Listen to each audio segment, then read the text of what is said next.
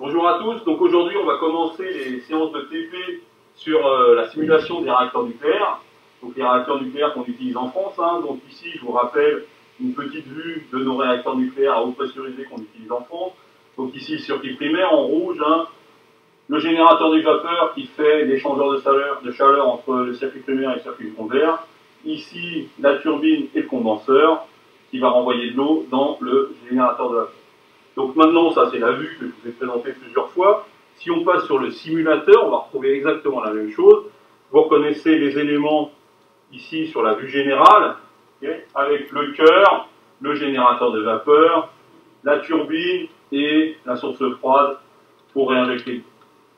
Donc ce que je vous propose, c'est que je vais vous demander quelle action on peut faire sur le réacteur.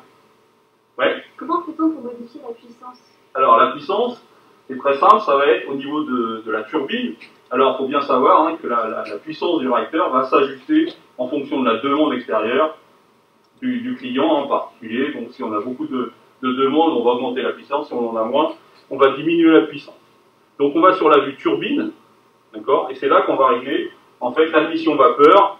Donc là, je vais diminuer la demande de puissance. Actuellement, on est à 1300 MW, ici. Et je vais la diminuer, je vais dire, à 1 gigawatt, 1000 MW, ici, c'est validé. On va voir ce qui se passe. Alors, ce qu'on voit ici, c'est qu'on a un débit de vapeur qui va diminuer, puisque la vapeur qui va rentrer dans la turbine est directement proportionnelle finalement à la puissance qu'on sort du réacteur. Donc, moins on a de vapeur qui va faire tourner les autres de la turbine, donc de l'alternateur, moins on va avoir de puissance.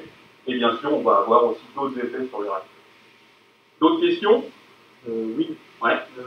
Qu'en est-il justement des réactions nucléaires qui se passent dans le cœur? Comment on fait pour les voir là tout de suite à la baisse de puissance? D'accord. Alors, très bonne question. Je vous rappelle que la puissance ici et la vapeur sont directement produites et liées finalement aux réactions nucléaires, cette production de chaleur qu'il y a dans le cœur.